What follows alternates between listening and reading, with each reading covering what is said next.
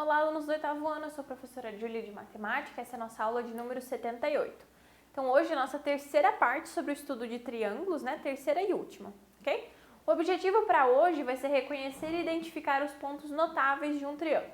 Então pontos notáveis são aqueles pontos que são importantes, que a gente utiliza bastante quando a gente está estudando sobre triângulos. Os materiais para a aula de hoje vão ser o seu caderno, caneta, lápis, borracha e régua, certo? Então, vamos iniciar estudando algumas partes importantes do triângulo, Nas últimas aulas a gente já estudou os elementos do triângulo. Se você não assistiu às aulas anteriores, eu recomendo que você assista, Porque são as partes 1 e 2 sobre esse mesmo conteúdo, certo? Então, a aula 76 e 77 você precisa assistir antes de assistir a nossa aula de hoje. Que a prof vai falar algumas palavras aqui que talvez você não recorde o que elas são, tá certo? Então, a primeira coisa que a gente vai ver é a altura de um triângulo. A altura de um triângulo é o segmento de reta que une um vértice ao lado oposto ou ao seu prolongamento, formando um ângulo de 90 graus com esse lado ou com o seu prolongamento. Como assim? Vamos ver essa imagem que fica mais fácil da gente entender. Olha só. Aqui a gente tem o nosso triângulo. Então, a altura do triângulo vai ser a ligação de um dos vértices até a base, aqui no caso desse triângulo, com um ângulo de 90 graus. Precisa formar um ângulo de 90 graus entre o vértice e a base aqui, mais ou menos, certo? Então, a gente diz que AH é a altura relativa ao lado BC e é importante relembrar que H é perpendicular a BC, ok? Utilizamos, esse símbolo aqui, que a gente já viu, para relacionar segmentos de reta que formam ângulos de 90 graus. Nesse caso, que são perpendiculares. Pode acontecer eu precisar utilizar um prolongamento aqui, porque esse vértice, ele cai, teoricamente aqui, esse prolongamento vai cair fora do meu triângulo. Então, eu preciso realizar esse prolongamento do lado BC para que eu tenha esse ângulo de 90 graus corretamente ali, certo? Então, é bem tranquilo de fazer a altura, ela vai ser a ligação de um vértice atingindo o outro lado com 90 graus, ok? Dentro da altura, a gente tem o que a gente chama de ortocentro. Então, todo triângulo possui 3 alturas, porque eu tenho 3 vértices, certo? Que se encontram em um único ponto. Então, o ponto de encontro das alturas de um triângulo é o que a gente chama de ortocentro. Então, observe as alturas e o ortocentro nos diferentes triângulos. Então, quando eu tenho um triângulo aqui, o triângulo acutângulo, que é aquele que tem 3 ângulos menores do que 90 graus, 3 ângulos agudos, a gente vai ter aqui, por exemplo, AH é a altura relativa ao lado BC. BH' é a altura relativa ao lado AC. Aqui, BH'. E CH, duas linhas, é a altura relativa ao lado AB. CH, duas linhas, altura relativa ao lado AB. E aí, onde as 3 alturas se encontram, eu tenho o que a gente chama de ortocentro, certo? Note que, nesse caso, o ortocentro pertence à região interna do triângulo e não coincide com nenhum de seus vértices, ou seja, ele está dentro do meu triângulo, meu ortocentro, e ele não coincide com nenhum vértice, ok? Então, o ortocentro é o encontro das 3 alturas. No caso do triângulo acutângulo, ele vai ficar dentro do meu triângulo. Agora, quando eu tenho um triângulo obtusângulo, que é aquele que tem um dos ângulos maiores do que 90 graus, ou seja, um dos ângulos obtuso, a gente vai ter uma altura que está, um ortocentro, que fica fora do meu triângulo, olha só. Então, AH é essa primeira altura aqui, ele faz um ângulo de 90 graus aqui e eu vou prolongar ele para eu encontrar onde que elas se encontram, BH' está aqui, essa altura, vou prolongar ela até aqui. E CH, duas linhas, é essa altura aqui, que é com base nesse prolongamento ali. E o meu ortocentro vai ficar fora do meu triângulo, então, certo? Então, note que, nesse caso, o ortocentro não pertence à região interna do meu triângulo, ok? Terceiro caso, quando eu tenho um triângulo retângulo. Então, quando eu tenho um triângulo retângulo, vai acontecer uma coisa interessante, olha só. AH é a altura relativa ao lado BC, tá aqui. AH é essa altura. CA vai ser a outra altura, Esse vértice com um ângulo de 90 graus com esse outro, com essa base ali. E BA também, aqui, olha só, vai ser onde elas se encontram. Então, o que acontece? O ortocentro aqui vai ser o ponto A do meu triângulo, o meu vértice, certo? Então, nesse caso, duas das alturas coincidem com os lados do meu triângulo, o lado AC e o lado AB. E o ortocentro, então, coincide com o vértice A do meu triângulo, ok?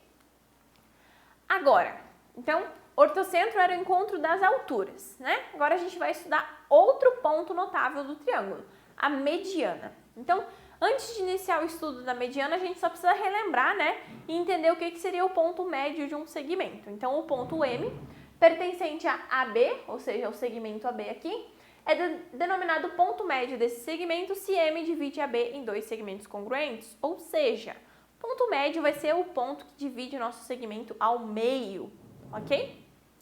Então, nessa figura, o ponto M é o ponto médio do segmento AB, ou seja, o segmento AM e MB, eles são congruentes, né? Porque eles têm a mesma medida, ok? Então, agora que a gente sabe o que é o ponto médio de um segmento, a gente vai estudar o que é a mediana. A mediana de um triângulo é o segmento de reta que une um vértice ao ponto médio do lado oposto. Então, olha só. Eu vou primeiro saber que aqui é o ponto médio desse lado, tá vendo? E eu vou ligar o ponto médio desse lado ao meu vértice. Essa é a minha mediana, ok? Então, BM e MC são congruentes, porque M é o ponto médio de BC, e a M vai ser a minha mediana aqui do lado BC do triângulo, ok? Então, a mediana vai ligar o ponto médio do segmento até o vértice, certo? O baricentro vai ser nada mais do que o encontro das três medianas. Todo triângulo possui três medianas, né? Uma de cada vértice, que se encontram em um único ponto chamado baricentro. Então, olha só como é que vai ficar o desenho para encontrar o meu baricentro.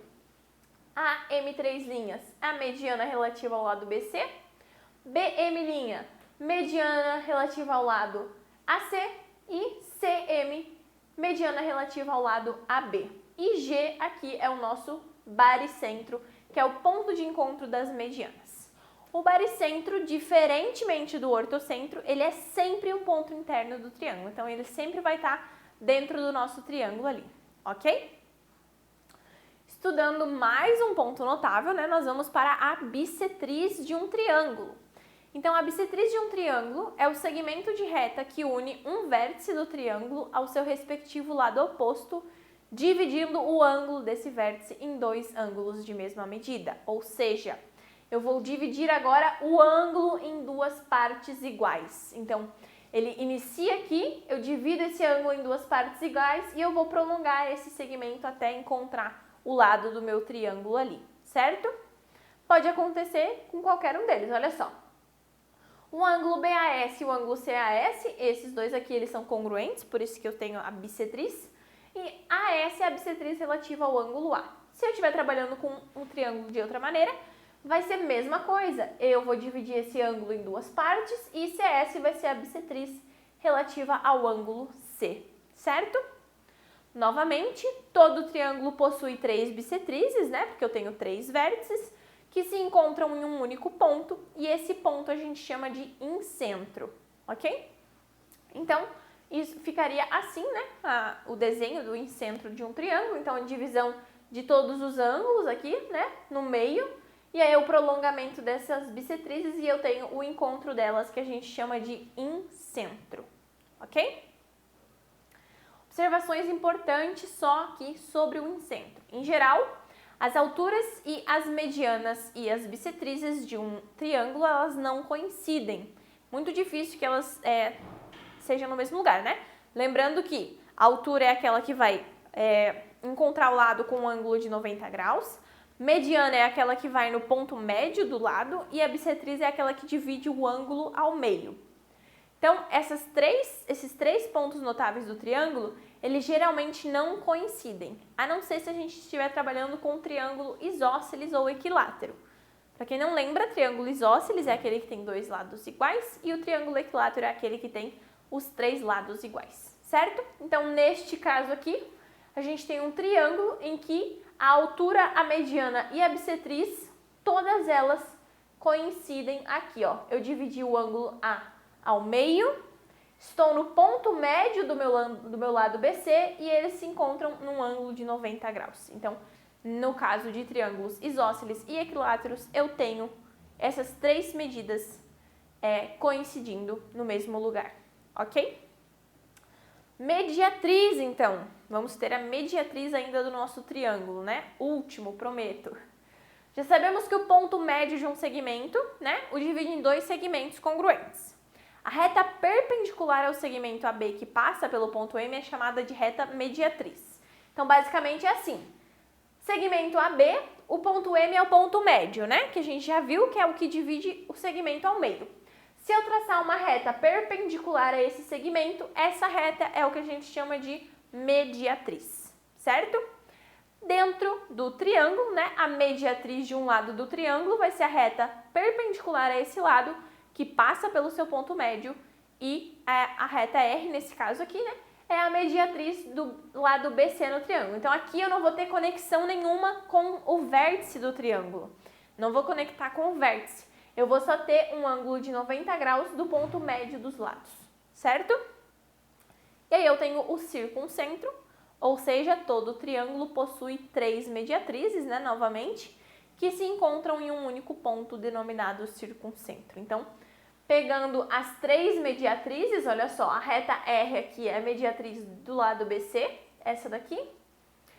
A reta S é a mediatriz do lado AC, então aqui o lado AC, mediatriz aqui. E a reta T é a mediatriz do lado AB, aqui a nossa mediatriz. E aí, por fim, o encontro das três mediatrizes vai ser o nosso circuncentro, certo? Muitos nomes, né, gente? Bastante nomes.